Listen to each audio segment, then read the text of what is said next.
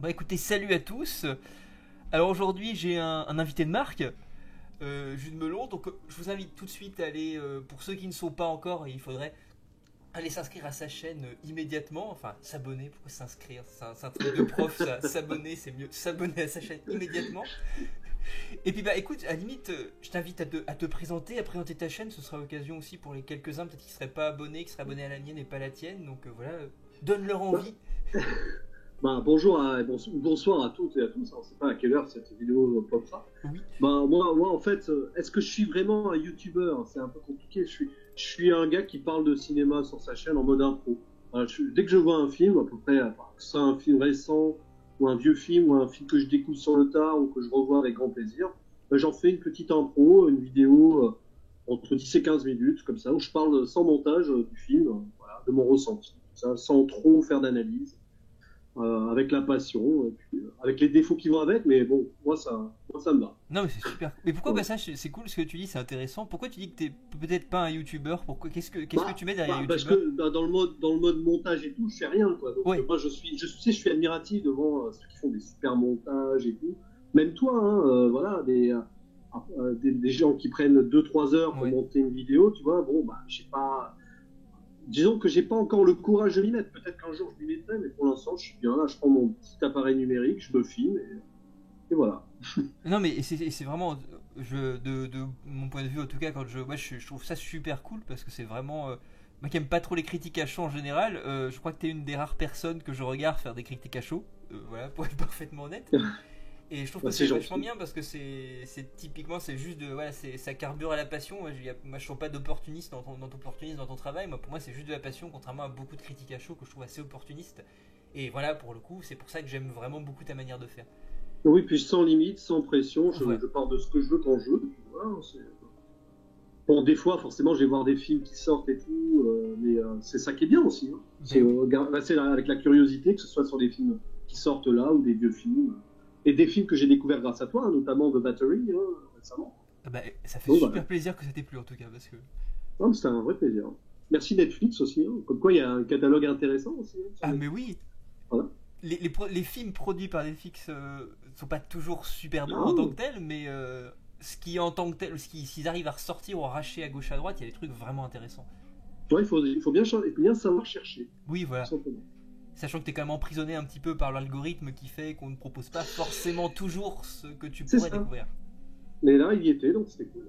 Bon bah écoute, c'est super, ça me fait plaisir en tout cas que ça t'ait plu. Donc voilà, faut s'abonner surtout voilà, à sa chaîne parce que c'est vraiment intéressant. C'est voilà, c'est en termes de critique à chaud, moi, c'est ce que je trouve de mieux actuellement. Et puis il y a un truc que j'aime beaucoup chez toi, c'est que ta publication extrêmement régulière et très très Ah oui, prolifique. parfois trop. Bah là, pendant l'été, pardon, vu qu'on est en vacances, on Ouais. publie, nous, et on n'a pas forcément les gens qui suivent derrière, mais c'est normal, hein, c'est les Oui. vacances. Mais bon, c'est pas grave. On publie, puis ceux qui ont envie de regarder, regardent, ceux qui tomberont là-dessus dans 3 mois, voilà. C'est bien aussi, hein, on n'est pas dans l'actu, et on n'a pas de Bien sûr. pression, et moi je trouve ça bien. Bah puis Voilà. moi-même j'ai toujours du retard en faire sur tes publications en fait. Donc Oui, c'est normal. De toute façon, ce que je disais à certains, vous regardez que ce que vous avez envie de regarder, quoi. Forcément, des films, vous n'avez rien à faire, vous connaissez pas, bah voilà, c'est très bien. Hein. Il y en a pour tous les goûts, il y en a pour ce que j'ai envie de voir, et puis voilà, sans limite. Mais c'est sûr que, contrairement à d'autres, je fidélise pas forcément, mais c'est normal. Je cherche pas à fidéliser, je ouais. cherche à parler avec ma passion, chose que je vois. Mais Voilà. non mais c'est Mais moi comme toi, hein, toi aussi, tu parles de films très underground et tout, que personne ne connaît parfois, et c'est cool. Hein. oui, c'est le but aussi, c'est de faire découvrir des choses, c'est ça, encore une fois, c'est la passion, comme tu dis très bien, c'est ça qui fait Voilà. qu'on fonctionne et qu'on continue à fonctionner dans notre petit UCU. Oui, c'est ça, le fameux UCI. Voilà. Notre bel UCU, parce que je trouve que c'est un beau projet, Ouais. en tout cas en petit groupe, je trouve ça top. Donc l'occasion aujourd'hui justement comme on parle justement de l'UCU, c'est de nous rencontrer, enfin de collaborer de chaîne en chaîne, que ce soit avec Oui. Artopolis, que ce soit avec Peggy, que ce soit avec Charles de Cinémagique, donc de faire plein de trucs ensemble. Et là aujourd'hui, donc on a décidé de parler, d'échanger autour de Hérédité de Harry Et oui, Astor quelques temps avant la sortie de Midsommar, donc la semaine prochaine, je crois que c'est le 31 juillet, c'est il sort. ça. En espérant qu'il soit bien distribué, mais ça, c'est un débat qu'on aura peut-être à la fin de la vidéo. Oui, ce serait bien. Enfin, ce serait bien pour vous parce que moi je suis content de mon côté. Oui, je Ouais. sais que je le verrai et je sais que je sais même moi qui vais le projeter, donc je sais qu'au moins il sortira moi et que je le projetterai. Mais ouais, j'espère que vous pourrez le voir dans une qualité, enfin vraiment au cinéma et que vous soyez pas obligé d'aller farfouiller à gauche à droite par d'autres biais pour le découvrir. Ouais. À cause de sorties comme bon on va pas Non, partir sur le roi vers la Lion, on fin, oublie. peut-être.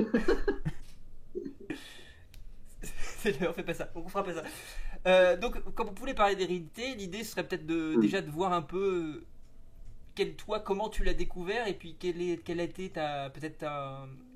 Il me semble que tu m'as dit que tu l'as vu, c'est la deuxième fois que tu le vois, enfin que tu Oui, le vois récemment. oui. Donc, quel a été déjà ton premier contact avec le film et puis pourquoi Et l'avoir oui, revu mais après? c'est d'ailleurs pour ça que je voulais en parler, et je pense que tu étais le mieux placé pour cela, parce que c'est vrai que la première fois que j'ai vu Hérédité, je l'avais cité dans mes déceptions, enfin Oui, bon, dans mes déceptions, c'est un grand mot, hein. Dans les films que j'aurais aimé plus, mais qui m'avaient laissé un peu sur ma faim la première fois. Alors je sais pas si je l'avais vu dans les bonnes conditions ou pas, parce qu'en fait, il s'avère qu'Hérédité, c'est un de ces films qu'il faut vraiment voir en immersion, hein. C'est c'est pas un film qu'on peut regarder comme ça en mode pas trop concentré ou si t'es pas trop dedans et tout. Peut-être que la première fois que je l'ai vu, j'étais pas à fond dedans, mais c'est pour ça que j'ai eu envie de le revoir, quoi qu'il oui, arrive. Et en le revoyant, j'ai compris plusieurs trucs, en tout cas, et ça a gagné enfin, mon appréciation dessus s'est vue élevée, oui, même si je suis pas encore ultimement convaincu, mais je me rends compte que c'est le genre de film qui gagne au visionnage, oui, clairement, parce qu'il y a plein de choses dedans, qu'il y a une façon de traiter l'horreur et même, tiens, t'en parlais dans une de tes dernières vidéos, même le côté grotesque par moment, assez particulier, qui sort un peu des codes habituels. Donc c'est un film qui est un peu à part et qui est à mon avis très intéressant dans son symbolisme et aussi dans les interprétations qu'on peut en faire. Parce que rien que le premier plan, et ça on en parlera après, oui. il y a mille interprétations qu'on peut faire sur ce film. Donc voilà, un film que j'ai découvert l'année dernière, pas forcément en bonnes conditions. Déjà c'était l'été, voir un film d'horreur l'été, quand il fait chaud, c'est pas forcément le meilleur moment aussi, je sais pas pourquoi. Moi je préfère voir ça en automne, hiver. Bon après ça dépend Ouais. aussi. Et donc, j'avais coché sur ma liste à revoir à tout prix. Là, en le revoyant, j'étais plus dedans en tout cas. Donc, c'est un film qui mérite qu'on parle de lui. Ouais. Je sais qu'il a pas mal divisé en plus, quand même. Donc voilà. Et puis, c'est surtout qu'il y a beaucoup de choses à raconter ce film. Enfin, il y a plusieurs dimensions, il y a plusieurs degrés de lecture. Donc, et toi, je crois savoir que tu as beaucoup aimé directement, il me semble. Ah bah ça a été immédiat. Alors je l'ai pas vu au cinéma pour le coup. C'est un film que j'avais loupé malheureusement au cinéma. Il Donc était mal distribué aussi, lui. Hein, voilà, ça effectivement. c'est voilà. Ouais. Comme tu parlais de Midsommar tout à l'heure aussi sur la distribution, c'est vrai que c'est un film qui a été hérédité. Alors malgré le fait qu'il a eu quand même, je crois, il a eu un retour quand même critique assez presse de manière générale assez positive, notamment à Sundance. Donc il y a eu quand même quelque chose qui a Ouais. fait que le film avait quand même un petit bagage et une petite aura quand même autour de lui. Mais c'est vrai qu'il n'a pas été très bien distribué.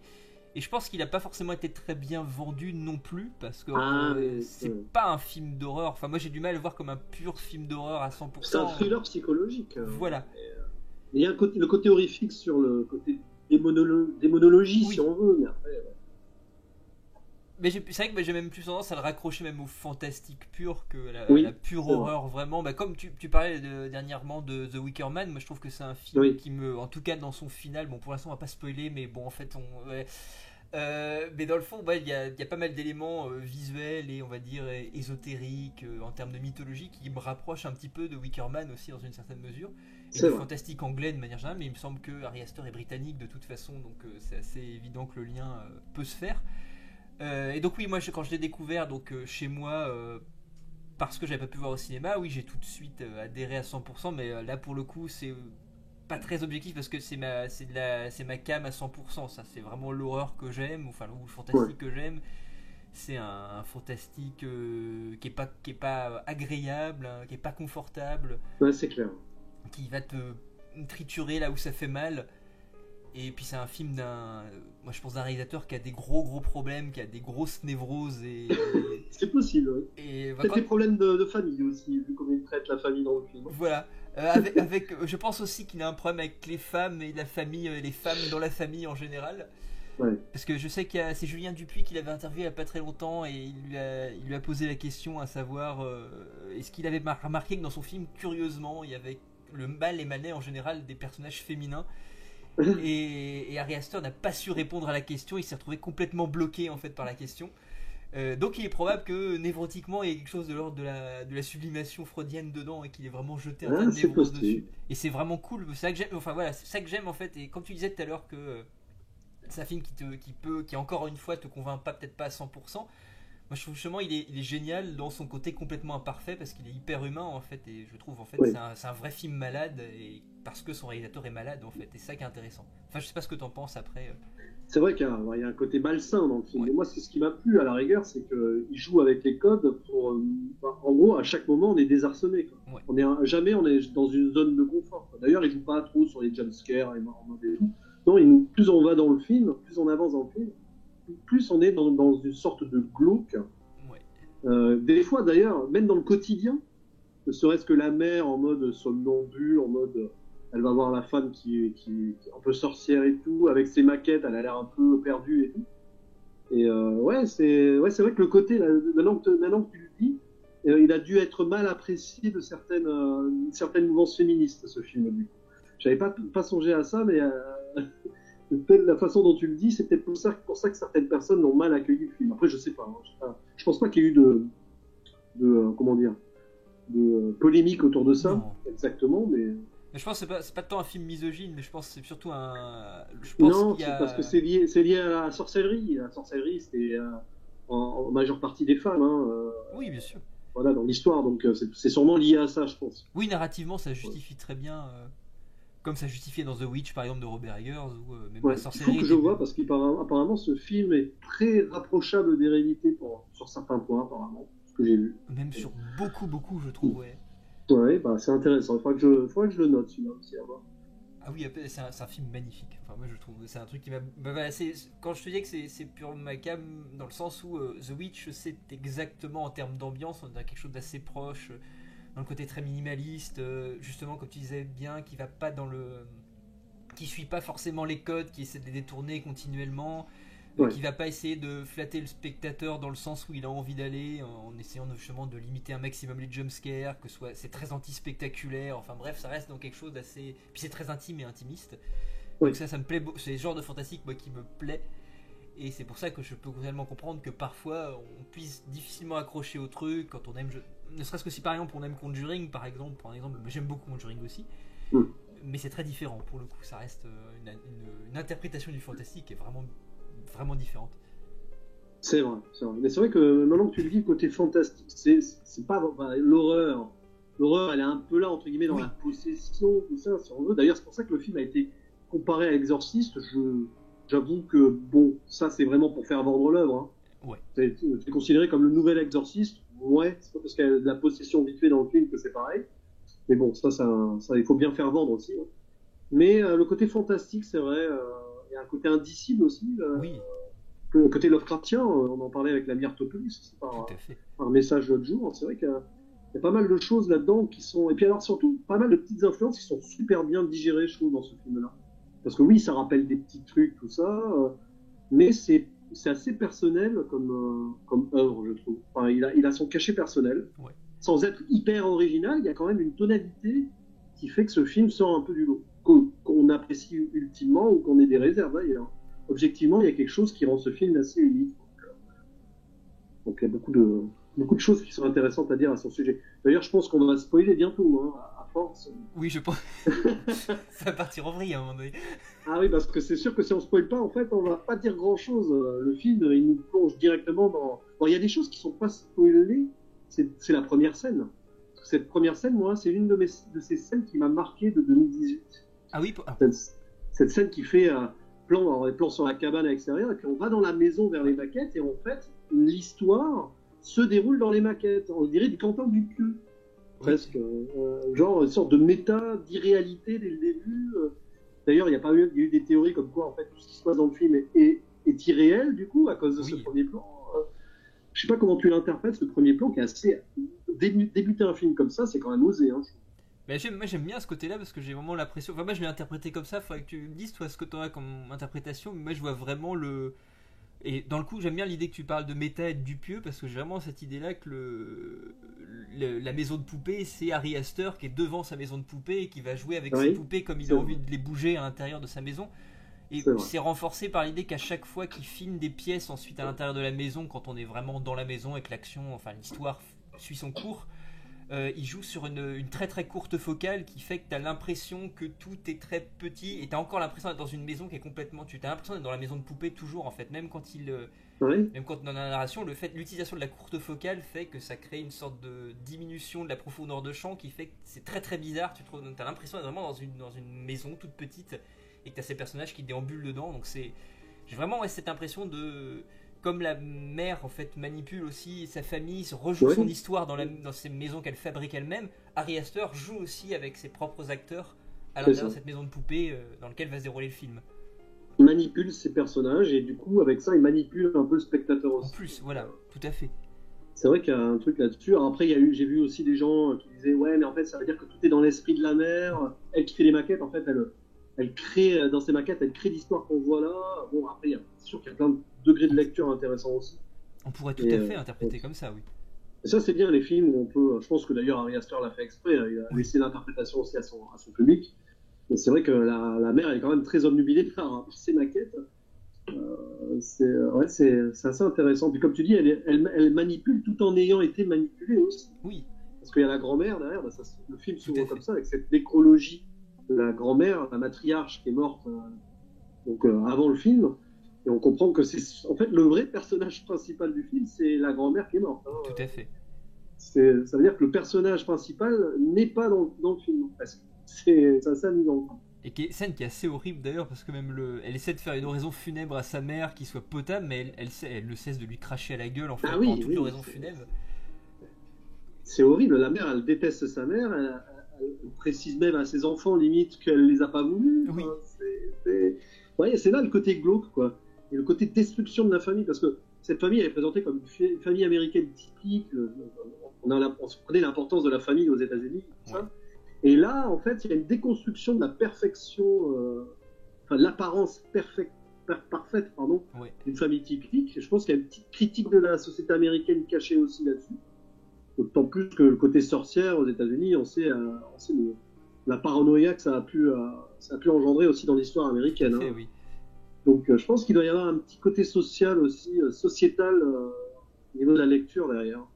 À voir. Si un des personnages avait été communiste, ça aurait été encore plus violent. Oui.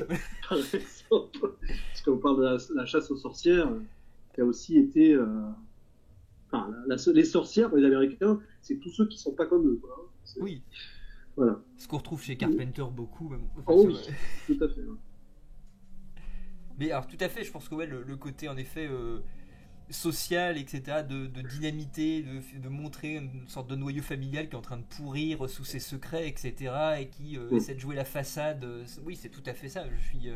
Et c'est la séquence de raison mortuaire, et c'est exactement ça. On essaie de jouer le fait qu'il y avait quand même que je suis une fille aimante et qui parle de ma mère, et qui fait un hommage à ma mère, mais qui en fait, à travers ses mots, ne fait que cracher et baver dessus continuellement, et montrer toute ma haine. Et c'est une scène qui moi je trouve que c'est peut-être la plus traumatisante du film. Moi je trouve que la scène d'enterrement est une scène absolument horrible. Ouais, ça. À plus forte raison parce que Ari Aster expliquait les acteurs qu'il a mis pendant la séquence de cérémonie et les acteurs qu'on retrouve dans la séquence juste après, qui est la séquence de la veillée funèbre, ne sont pas les mêmes. Il a changé volontairement les acteurs pour que on soit déstabilisé, ce qui fait qu'on ne retrouve pas les mêmes personnages d'un truc à l'autre. Ça crée une sorte d'inquiétante étrangeté très très bizarre. Avec ce mec très étrange qui fait un coucou à la petite fille, qui est une sorte de coucou très malsain avec un regard extrêmement bizarre. Et cette séquence-là m'a mis très très mal à l'aise. Et j'ai trouvé ça vachement cool. C'est vrai, puis d'ailleurs, maintenant que j'y pense, puisque ces scènes d'oraison funèbre et d'enterrement et tout, ça rappellerait presque indirectement le début de Fantasme aussi. Le film dont Artopolis on a bientôt parlé, je crois, sur sa chaîne d'ailleurs, plein d'œil. Et il y a ça aussi, ce côté. Il y a une ambiance assez particulière autour de la mort de quelqu'un. Bon, après, je sais pas si c'est une référence directe, mais c'est vrai que le film commence un peu comme Fantasme, quelque part. Ah oui, tout à fait. J'avais pas du tout fait le lien, mais c'est un lien super intéressant avec Fantasme. Peut-être qu'Ari Aster est ce genre de réalisateur qui a dû aimer Fantasme, à mon avis. C'est très probable. Mais ça, c'est intéressant. On va voir ce qu'Artopolis en pense dans les commentaires, si jamais il y songe. Peut-être qu'il nous en dira plus, parce que c'est le spécialiste de Fantasme. Ah oui, c'est... il est tombé amoureux absolument dingue d'un seul coup. Je trouve ça génial. Ouais. Et puis quand on parlait du côté sociétal et tout, en y pensant aussi, il y a le personnage du fils, Peter, qui veut jouer, qui est l'ado de base, quoi, avec ses potes, en train de fumer, faire la fête et tout. Là aussi, ça renforce le côté critique, entre guillemets, d'une société avec des ados qui s'ennuient, qui font des conneries, enfin des conneries légères, mais quand même, quoi. Puis il y a un truc, je sais pas si ça t'a pas choqué aussi, parce que toujours au début du film, il n'y a pas de spoil, mais la mère, elle est tellement, on sent qu'elle est pas à l'aise avec même ses enfants, qu'elle dit à son fils aîné, mais aucune mère ferait ça, hein, amène ta petite sœur à la fête avec tes potes. Oui, c'est vrai, tout à fait. Quand j'ai dit, mais en fait, elle s'en fout complètement de sa fille. Enfin, d'ailleurs, c'est pour montrer, je pense, que sa fille, c'était pas une priorité non plus, quoi. D'ailleurs, je crois qu'elle a été élevée par la grand-mère, donc, plus ou moins. Donc, en fait, la mère est assez détestable dans l'histoire. Ah oui, il y a très peu d'empathie qui se développe pour elle en fait. On a plus pour le coup l'adolescent, le garçon Ouais. qui est vraiment pour le coup le plus attachant, je pense, du lot. Et le plus manipulé du lot aussi, le pauvre. Voilà, c'est ça en plus, oui, ouais. Alors que la jeune fille, la petite sœur, c'est particulier parce qu'on a un attachement, mais en même temps, Ouais. il joue vraiment ce personnage. Elle est intéressante parce qu'elle a quelque chose de très angoissant. Ah oui, Il y a le jeu aussi sur son physique qui est quand même pas anodin non plus. Elle a un physique quand même particulier oui, c'est vrai. qui crée une sorte d'attachement, qui a un côté très frix dans son visuel. Il la traite un petit peu comme ça et c'est ça qui la rend assez C'est vrai, terrifiante. il manipule un peu le grotesque sur ce personnage-là Oui. sans en faire trop.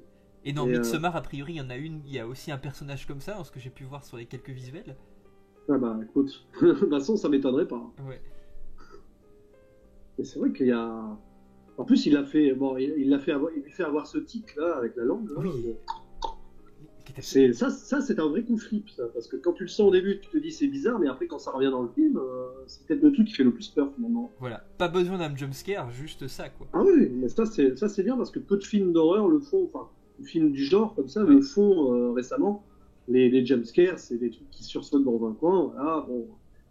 Après, il y a 2-3 moments dans le film qui jouent un peu là-dessus. Tout à fait, oui. Voilà, vers la fin, mais bon, après.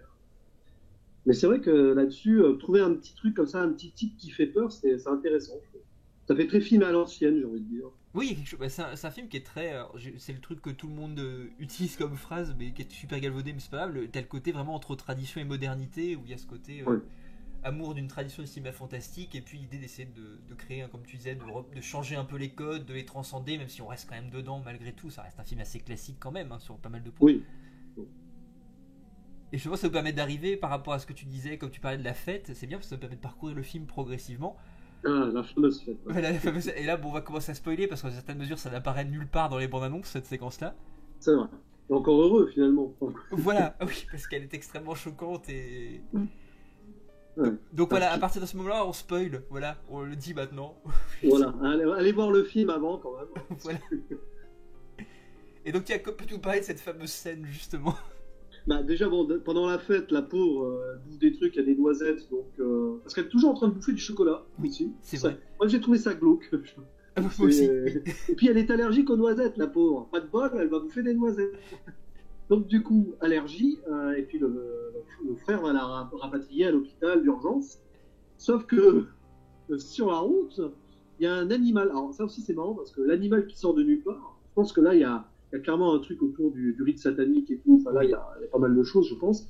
Et du coup, il perd le contrôle de la voiture et la petite fille, pour respirer, avait la tête à la fenêtre. Et fatalement, il percute un poteau, je sais plus quoi. Oui. Et la petite fille, elle meurt décapitée, comme ça. Et c'est vrai qu'on s'y attend pas du tout. Ah non, pas du tout, oui. Ouais, et puis d'ailleurs, ce qui est génial sur cette scène, et une des scènes les plus marquantes de 2018 aussi Ouais. à mes yeux, c'est que tu as la même. Tu es comme ça, tu sais pas quoi dire, tu es là, oups, et tu as la même réaction que le fils au volant de sa voiture pendant, je sais pas, 2-3 minutes, il y a un plan fixe sur son visage, il réalise pas, quoi. Et le spectateur est comme lui à ce moment-là. Là, c'était bien joué de la part d'Ari Aster. Hein. D'ailleurs, ça renforce l'idée qu'au début du film, il manipule autant ses personnages que le spectateur. Sur cette scène, on est en plein dedans. Et scène qui est pourtant au passage qui est quand même, il y a quand même un build-up sur cette séquence-là qui fait que si tu as vu bien sûr l'accident, tu sais que ça va, en le revoyant, tu fais le lien où il y a quand même une sorte de travelling latéral sur la route quand ils arrivent et on a ce poteau qui est au centre du plan. Vraiment pour te souvenir que ça, il y a quelque chose et peut-être. Alors, je pense que c'est suffisamment bien fait pour que tu n'y penses pas, mais il est quand Sur même le premier là, visionnage, ça va vite, donc tu oui. vas pas forcément me dire ça direct, mais après, en le revoyant, tu te dis, ah ouais. Voilà. Bon. Et c'est vrai que c'est terrible quand même comme scène. Hein. Une mort d'enfant déjà, parce que c'est quand même au cinéma en général on met ça hors champ, et là elle est quand même bien brutale. Bah, le pire, c'est qu'il y a un peu des deux. C'est à la moitié du hors-champ. Oui, Enfin, quand ça arrive, c'est du hors-champ. Mais après, plusieurs minutes après, en insistant bien, voilà, le fils, il rentre, il est hébété, il laisse le corps et tout en oui, plan toute c'est la vrai. nuit. Et c'est la mère qui, le lendemain, découvre. Quelle horreur, quand même. Je me suis mis à la place de la mère. L'horreur absolue. Ah oui, Qui oui. découvre le cadavre de sa fille décapitée. Et après, on a un plan bien dégueulasse sur la tête, passé sur la route avec des fourmis dessus. Oui, c'est vrai. Et là, tu te dis, ah, l'enfoiré, quand même. Ah oui, non, mais il y va très très fort. Hein. Et puis c'est horrible, quoi, la façon dont la mère. Alors, là, pour le coup, la mère, elle prend conscience qu'elle avait une fille, quoi. C'est peut-être la punition, c'est peut-être un châtiment, peut-être pas divin, du coup, pour le coup, Oui, non, mais il y a quelque part conséquence de son attitude avant, quoi. Là, elle souffre le martyr. Après, et après, on l'a perdu, la mère. bah, on peut vraiment voir ça. On a une sorte de longue punition aussi Ah, de c'est ce film violent, il aussi. n'y a rien de pire pour un parent. Oui, Enfin, déjà, la perte d'un enfant, c'est horrible, mais ce genre de. Je pense que. D'ailleurs, Toni Collette, l'actrice qui oui. joue la mère, excellente dans la réaction après, prostrée à pleurer, elle s'en laisserait mourir de tristesse, quoi. C'est, À dormir ça, dans cette petite cabane où jouait sa fille aussi. ah, ouais, ah, la fameuse cabane, Voilà, qui est là au début, dans le premier plan, et qui sera là à la fin aussi. voilà. Oui, où va se terminer le film. Voilà, c'est ça. La fameuse cabane. C'est pas la cabane au fond du jardin de Francis Cabrel. Hein, Non, c'est vrai. Oh là là. Non, mais c'est vrai que cette scène, entre celle-là et le début, c'est deux scènes totalement différentes, mais c'est des scènes qui marquent, quoi. Et quand tu as un film qui te propose des scènes comme ça, justifiées en plus, c'est pas Oui. juste pour se la péter et tout, bah, rien que ça, le film marque, quoi. Donc ça, Il n'y a plus et beaucoup après, de films d'horreur qui et après marquent comme ça. ah oui, c'est vrai que les films d'horreur n'ont plus trop de scènes marquantes ces dernières années. C'est vrai. En même temps, c'est pas facile non plus. Non, bien sûr, évidemment, ouais. Puis souvent, c'est les mêmes productions, hein, en ce moment, des films d'horreur. Je crois que quand on regarde, bah, il y a les studios qui font Annabelle et compagnie, c'est un peu les mêmes. Ça tourne en rond un peu aussi. Enfin, Oui, il y avait, l'année dernière, il y a un autre film d'horreur que j'avais mieux apprécié d'ailleurs au premier regard, que tu as dû voir aussi, c'est Sans un bruit. oui, tout à Et fait. là aussi, il y avait des scènes marquantes avec un enfant qui. Voilà. Oui, non, mais tout à fait. C'est vrai que ça fait voilà, il y a deux films comme ça l'année dernière qui sont un peu sortis du lot au niveau fantastique, horrifique. Que là aussi, Sans un bruit, c'est pas vraiment de l'horreur. Oui, non, mais c'est vrai que pareil, oui, il est pas, c'est pas il se revendique pas comme un pur film d'horreur. C'est un survival, un post-apo, c'est plein de Ouais. choses mélangées. Mais c'est ça qui fait que mais c'est un très très beau film aussi Sans un bruit. Moi, ça a été un grand plaisir aussi l'an dernier. Ouais, Celui-là. clairement, clairement. Et Enfin, puis il va y avoir une suite, mais bon, ça, c'est un autre débat. voilà. Tant qu'ils nous font pas un Hérédité 2, parce que là, ça serait complètement débile. Oui. Et puis qu'est-ce que tu peux foutre avec la fin, c'est compliqué. Non, on sait jamais, tu sais. Oui, non, mais c'est vrai. Et ça partirait en série, mais c'est une suite d'Hérédité, quoi. Bon, ça pourrait être fun, hein, pourquoi pas. Mais Puis alors, après, c'est la chute, la descente aux enfers. Et puis, oui, il y a un personnage qu'on n'a pas mentionné quand même dans l'histoire, c'est le père. Et c'est d'ailleurs ça qui m'avait déçu un peu dans le premier visionnage. oui. C'est l'absence totale d'un père qui semble complètement à côté de la plaque. Mais parce qu'il fait pas partie de la famille et de la malédiction de la famille. Voilà. En fait, il subit encore plus que le reste. Et je trouve que c'est ouais t'as raison, hein, le fait qu'il est complètement absent. Mais bah, c'est vrai que ça m'avait pas gêné en fait à quelconque visionnage que ce soit, parce que pour moi ça me paraissait d'un point de vue narratif complètement logique. En fait, son personnage il est vide, il est juste là, il regarde ce qui se passe, il se constate, il est spectateur continuellement. C'est quand même lors de une des séquences qui va suivre la mort de la petite fille, puisque la mère va énormément culpabiliser elle d'avoir permis d'aller à la fête avec son frère, mais elle va aussi poser toute la culpabilité sur le fils qui lui-même culpabilise. Et il y a une séquence que moi je trouve absolument qui est extrêmement dure, extrêmement tendue, qui est la séquence de repas où chacun va se dire ses vérités. Et le père va rester complètement extérieur et regarder la séquence alors que tout le monde est en train de s'engueuler, de s'envoyer les pires atrocités à la tronche entre mère et fils. Et lui, il ne dit rien en final. Si c'était tenir la main de son fils à la fin quand il s'en va, dire à sa femme de partir, mais finalement il n'a pas beaucoup de prise sur elle. Donc finalement, je trouve que le personnage est assez justifié. Après, je sais pas si au deuxième visionnage, tu l'as ressenti peut-être un peu différemment. Non, mais en fait, je pense que c'est clairement le personnage, donc le père, il a été vidé de Oui, sa substance au contact de cette famille. Je pense qu'il doit y avoir cette explication-là aussi. c'est vrai, oui, tout à fait. Il y a quelque chose. Mais après, voilà, le problème, c'est que forcément, tu as un personnage hyper effacé comme ça à côté de personnages, on va dire, haut en couleur. Ouais. Forcément, ça fait. Et je pense qu'il est là pour faire la caution un petit peu pragmatique et il est perdu quoi dans ce monde-là. Parce il y a ce cachet irréel dans le Oui, film qui vient et tout avec la possession et tout. Et lui, il est complètement en dehors de tout ça et en gros, il se demande ce qui fiche là quoi. Limite, il est en mode bon bah je suis là parce que je suis le père des enfants oui, et j'aime ma femme quand même, mais il s'enferme dans son travail, on le voit quasiment pas.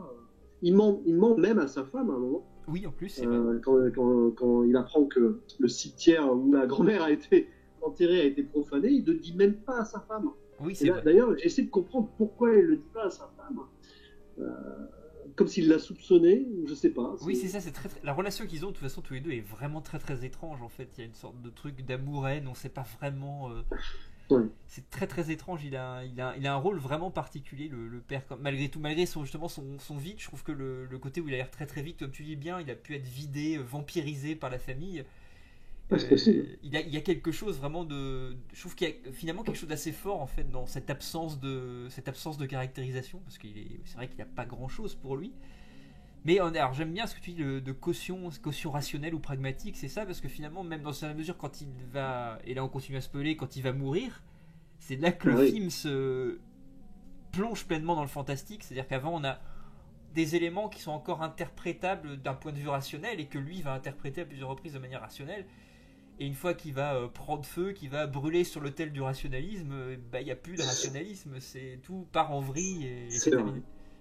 Il y a un côté ironique là, Oui, dans sa mort. C'est le premier truc hyper fantastique qui arrive dans le film, c'est sur en le plus, personnage rationnel. c'est vrai. En plus, c'est lui qui est brûlé en brûlant le livre, enfin le journal de dessin de sa petite fille. Ah, le fameux journal de dessin de la petite Oui, fille. C'est assez particulier aussi. Une sorte de représentation d'un grimoire potentiel. Enfin, oui, il y a quelque chose comme ça. Et c'est vrai que le père, sa façon de mourir, moi, là aussi, au premier visionnage, j'ai pas compris. Mais, what? Pourquoi il crame comme ça? Il y a un moment où, en fait, c'est vraiment le genre de film où si tu es, on va dire, euh, inattentif un quart de seconde à un certain moment, tu vas te perdre un peu. Parce que je pense qu'Ari Aster, avec ce film, il nous a pas épargné. Clairement, il dit à son spectateur, soyez attentif à tout. Il y a pas ouais. mal de détails. C'est vraiment une ambiance. Il faut être en immersion totale. Donc, c'est vrai que bon, la fin, de toute façon, plus on avance dans le film et plus c'est le drame. Oui, voilà. Et puis ça part complètement. Il y a un truc. Moi, la fin, je la trouve complètement folle en fait, la fin, parce qu'en plus, comme tu disais, c'est un film qui est très classique, mais qui finalement, quand même, quand tu le regardes, justement, ne serait-ce que par la mort de la petite fille, la mort du père, et ce final qui part complètement dans l'ésotérisme et le plus étrange, il y a quand même ce côté où tu peux jamais anticiper la scène qui va suivre en fait. Tu sais C'est ça. jamais ce qui va se passer. Une fois que t'es parti du postulat qui bute la petite fille comme ça de manière radicale d'un seul coup sans que tu t'en rendes compte, tu dis bah maintenant je suis prêt à tout, tout peut arriver. Oui, puis en plus, tu suis ça comme ça, tu comprends pas ce qui se passe, ça a Oui, l'air bizarre, mais en fait, plus tu avances dans le film et plus tu comprends qu'il y a un plan derrière. oui, Il y a un plan maléfique qui est en place, qui est clairement, en fait, dicté par la grand-mère qui n'est plus là. oui, tout à fait. C'est ça qui est génial d'ailleurs, hein, limite d'outre-tombe, mais en fait, elle a préparé son plan depuis longtemps, ne serait-ce qu'en. Je crois qu'elle a. Non seulement elle s'est occupée de la fille, Charlie, elle l'a nourrie au sein aussi, Oui, je tout à crois. fait, oui. C'est quand même, enfin, là aussi, on rentre dans un système très glauque hein, là-dessus. Et je pense, enfin, si j'ai bien compris le film, parce qu'en fait, au deuxième visionnage, j'ai compris le film, je pense, parce que le premier, j'étais un peu paumé à la fin. En gros, elle s'est servie de la fille pour faire transmettre l'esprit du démon, donc c'est le démon Paimon, Oui, dans le corps de Peter.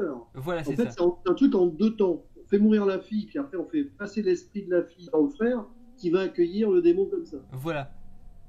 Parce que la fille, elle a été nourrie par l'esprit du démon par la grand-mère. Enfin, voilà, c'est un peu compliqué, mais c'est un truc par étapes. Quoi. Parce Et- qu'en fait, si j'ai bien compris, Peter, il doit être brisé mentalement et psychologiquement pour accueillir le voilà, démon en lui. Voilà, c'est ça, oui.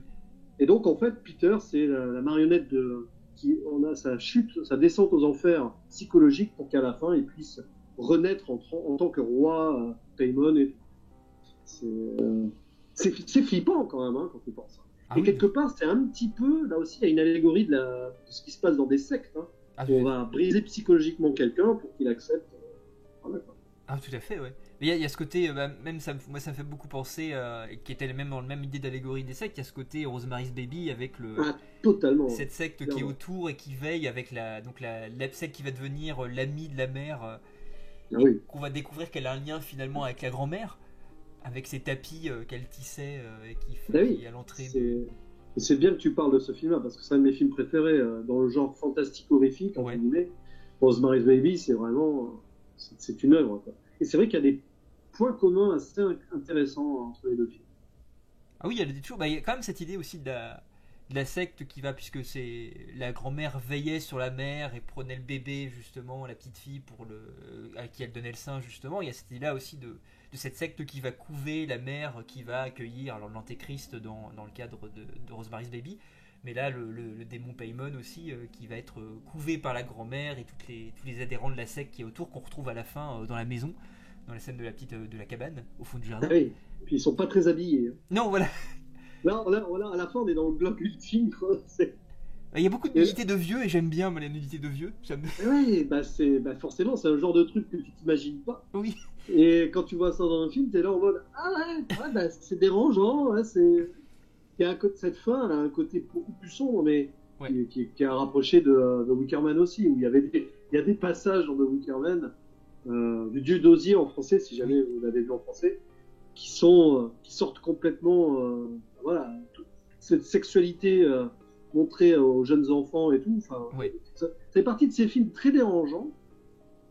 Qui me fascinent dans un certain sens parce qu'ils ont un propos unique et ils osent quelque chose. Et c'est vrai qu'Hérédité là-dessus ose quelque chose qui n'est pas évident de nos jours. Parce que de nos jours, malheureusement, il y a plus de censure des maisons de production et tout qu'avant, je pense. Hein. C'est vrai que ce serait compliqué de faire un Wickerman aujourd'hui. Ah, ça serait compliqué. Bah, ils ont essayé On il a y eu a quelques Nicolas années, Cage. ouais, mais j'ai pas vu. C'est Je crois que je rigolo. veux pas. C'est Je peux très pas drôle. voir. Même s'il y a Nicolas Cage qu'on aime bien, hein, on a beaucoup aimé Nicolas Cage en Mandy l'année dernière. Oui, quand même, Mais il y oui. a des limites, hein, parfois.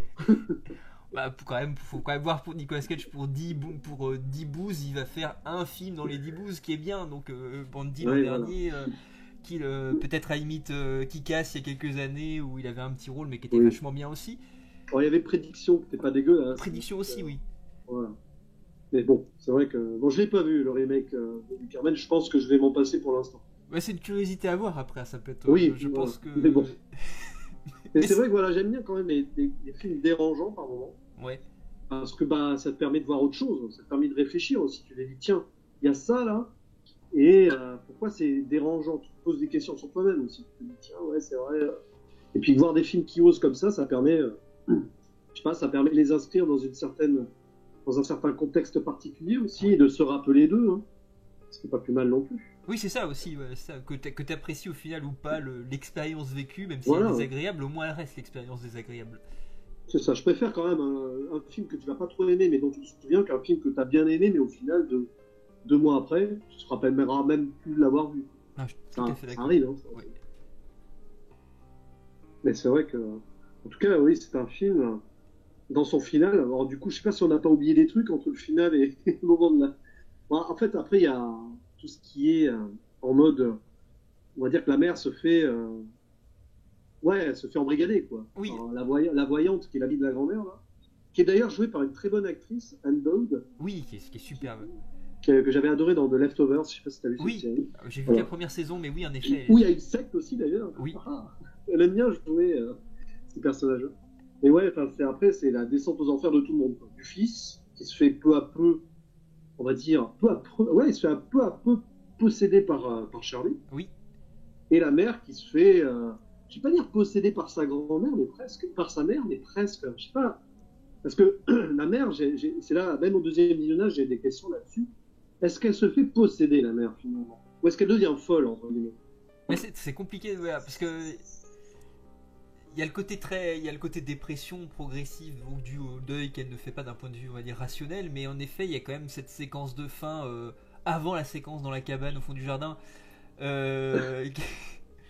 Qui se passe plutôt dans le grenier de la maison Ah oui. où on va retrouver le cadavre de la grand-mère décapité Oui, c'était pas mal ça aussi. D'où quelques théories d'ailleurs que j'ai vues sur internet qui étaient plutôt intéressantes, qui expliquaient que la décapitation a une importance parce que le démon Paimon passerait d'un corps en corps. Lorsqu'il y a séparation de la tête et du corps, il sortirait par le cou. Donc j'ai vu plein de Ah, c'est théories possible. faites par des internautes pour justifier la décapitation et que le démon serait sorti du corps de Charlie au moment où elle est décapitée, etc. Donc c'était assez marrant.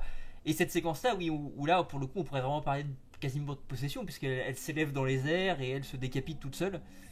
C'est assez amusant la façon dont ça s'élève dans les airs. Oui, C'est presque un film en mode extraterrestre, quoi. Elle monte dans son vaisseau. c'est très très bizarre, hein. Là, là, il a renforcé le côté ouais, du bizarre, de l'étrange. Mais je sais pas. C'est vrai que cette scène, elle monte vraiment à la verticale quand même, hein.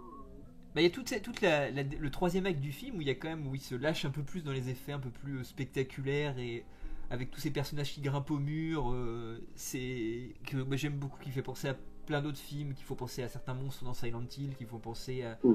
à des films comme Darkness de Jaume Balaguerro avec ces sortes de vieilles qui montent au plafond à quatre pattes là. Enfin, de toute façon, dès qu'il y a des vieux bizarres, c'est pour ça que j'aime bien. Juste Paranormal Activity 3, c'est le seul que j'aime de la saga parce qu'il y a des vieux à poil dans une maison à la fin. Alors, c'est peut-être mon côté gérontophile, je ne sais pas. Peut-être, je ne sais pas. Oh, on a des révélations. Oui, voilà. C'est vrai que c'est le dérangeant, quoi. Oui, c'est très très dérangeant, c'est très très bizarre de. Et puis il y a voilà, cette séquence de fin qui est vraiment étrange avec cette cérémonie païenne dans cette cabane avec des gens à poil, mais des gens à poil qui sont plus ou moins avec des membres en moins. Donc le cadavre de la grand-mère qui est à quatre pattes, agenouillé devant le jeune homme qui est habillé en Paimon, qui va revêtir la couronne de Paimon. Et elle a pas de tête, on se rend compte que le léger travelling nous révèle qu'elle a plus de tête. Pareil pour la mère aussi, qu'on retrouve aussi agenouillée devant son fils. Enfin, c'est vraiment des trucs visuellement assez bizarres. Je pense aussi à toute cette séquence où la mère court après son fils dans la maison et où on a ce plan où elle est agrippée au plafond à la porte du grenier et qu'elle se frappe la tête extrêmement vite et qu'on a un mouvement d'accélération sur la tête qui est un plan qui m'a beaucoup marqué visuellement, que je trouve extrêmement déstabilisant. Ouais. Pas forcément original parce que c'est quelque chose que je pense on a déjà vu dans d'autres films, mais je trouve que la manière dont c'est traité et l'ambiance qu'enrobe tout ça rend le truc vraiment bizarre et pas très agréable à regarder, et en même temps très agréable parce que c'est pas agréable. Oui. Ouais, bah oui. Quand tu vois un film comme ça, t'attends aussi. Enfin, t'aimes bien être surpris par des trucs non agréables à voir. Voilà. Mais quand tu parlais justement de toutes ces scènes vers la fin, où elle fait beaucoup de rêves en étant somnambule, il y a du rêve dans le rêve, on se perd dans la réalité à la fin. Oui, c'est D'ailleurs, vrai. on se demande s'il y a un moment où dans le film, on switch pas de la réalité à la folie de la mère qui imaginerait tout ce qui se passe. C'est vrai que c'est un peu. On peut se poser ces questions-là aussi. D'où ce C'est que pour tu ça qu'à un disais au moment, début. tu as le switch entre. Bon, c'est assez réaliste, on va dire, tout ce qui arrive. Puis à partir d'un moment, ça part clairement en cacahuète. Et c'est là où on se demande si, en fait, on n'est pas dans une autre réalité ou dans un rêve. Parce que c'est peut-être une allégorie de sa dépression et de sa folie aussi. Ah, tout à fait, on pourrait très bien voir ça comme ça, en effet, oui. Mais, puis quand tu parlais de décapitation qui libérerait le démon, je pense que c'est clairement montré par ces lueurs aussi qui apparaissent. Oui. Donc ça aussi, j'ai bien aimé ce côté lueur et tout. C'est assez mystique. Donc, Et finalement très basique en plus en termes d'effets spéciaux, et c'est ça qui est oui, cool, c'est que c'est très artisanal aussi, il y a peu d'effets numériques, tout est fait vraiment avec les moyens du bord, parce que c'est un petit budget aussi, mais c'est fait, mais c'est jamais cheap, c'est vraiment inclus dans son ambiance, dans son déroulé, donc ça fonctionne très bien en fait, il n'y a pas de. ouais. Puis il y a puis l'idée que s'il ait utilisé un démon pas très connu, quoi, parce que En plus, oui, voilà, il aurait pu prendre Lucifer, Belzébuth. Non, non, il va prendre un démon je sais pas, du 8e cercle, je sais pas, je connaissais de nom en plus oui. Paimon, je sais pas où j'en avais entendu parler. Mais c'est vrai que c'est intéressant qu'il ait choisi aussi un démon pas trop connu pour éviter que ça tourne trop dans le cliché. Donc, puis un démon qui a une apparence féminine mais qui est masculin apparemment aussi. Aussi, oui, tout à fait, oui. C'est exactement ce qui est dans le film, quoi. L'apparence féminine, puisqu'il a été Charlie a été son hôte, puis après il devient masculin à la fin. Donc, mais c'est vrai que c'est assez intéressant. Je pense qu'il s'est fait un gros plaisir, c'est Ari Aster là-dessus. Il s'est fait sa petite mythologie à lui, Oui, c'est tout ça en que. prenant tout ce qui est dans le film existe, quoi. Paimon existe, il y a même des références à la mythologie grecque à un moment. Oui, Donc Agamemnon, je crois. oui, c'est vrai il me aussi, semble. tout à fait, oui. Donc il joue là-dessus. Et c'est une vraie tragédie grecque, en fait, ce film aussi. Ah, tout à fait. Le sacrifice des enfants. Et puis avec cette fin qui est inévitable finalement, comme la tragédie le pose, que tu peux pas échapper à ton destin. Là pareil, la famille c'est comme s'il était pourri à l'origine, mais avec l'idée de l'hérédité, c'est comme si elle avait Ah, c'est ça, oui. dans ses gènes quelque chose qui a fait qu'elle était pourrie à l'origine et que de toute façon, pourrie à l'origine, elle ne peut que pourrir à la fin et terminer mal. Ah, c'est pas très optimiste hein, comme film. Hein, ah non. Et ça donne pas une image très très positive de la famille en général, je trouve. C'est pour ça que je pense que les névroses d'Ari Aster sont là quand même. C'est ça, alors soit des névroses d'enfant, soit de nos jours, il n'arrive pas à trouver chaussures à son pied, fonder la famille qu'il rêverait de fonder, je sais pas trop. J'avoue que je me suis pas intéressé à sa biographie. Mais il faudrait peut-être lui poser des questions. Oui, mais si jamais un jour si on croise, il dit bon, mon cher Harry, dis-nous tout. Vas-y, allonge-toi, mets-toi sur le divan. C'est ça, à mon avis. Mais bon, c'est vrai que c'est une forme de psychanalyse, faire des films aussi. Ça permet de sortir certains démons. D'ailleurs, il a sorti ses démons et il les a mis dans le film. Oui, c'est ça. Je pense que et c'est pour ça que je trouve ça un film super honnête, parce que c'est vraiment pour moi, je ressens en tout cas. Je ne sais pas s'il faudrait en effet lui poser la question, mais je ressens vraiment quelqu'un qui a mis ses tripes au-delà de manipuler les tripes des gens qui le regardent. C'est aussi quelqu'un, je pense, qui a mis ses tripes sur la table ou sur le divan et voilà ce que je vais faire avec, quoi. Et c'est pour ça que je pense que ça nous touche aussi. Je pense qu'il touche à quelque chose d'assez universel aussi. C'est pour ça que ça fonctionne. C'est vrai que ça touche tout le monde forcément d'une manière ou d'une autre. Je sais pas si tu as vu ses courts-métrages avant, parce qu'il a fait des courts-métrages. Ah, j'ai pas vu avant, non, j'ai pas vu ce qu'il a fait avant. Parce que moi non plus, j'ai pas vu, mais je sais qu'il y en a un où il parle d'une famille aussi. Donc, oui. Apparemment, il y a une mort dans une famille, donc je crois que peut-être qu'il essaye d'exorciser aussi un deuil qu'il a connu quand il était plus jeune. C'est possible. Tu vois sur sa biographie que son père est musicien et sa mère est poète, donc il baigne dans l'art dès le début. Oui. Donc, après, on va pas non plus essayer de faire une analyse du pauvre petit monsieur, aussi bien tout va bien. Hein.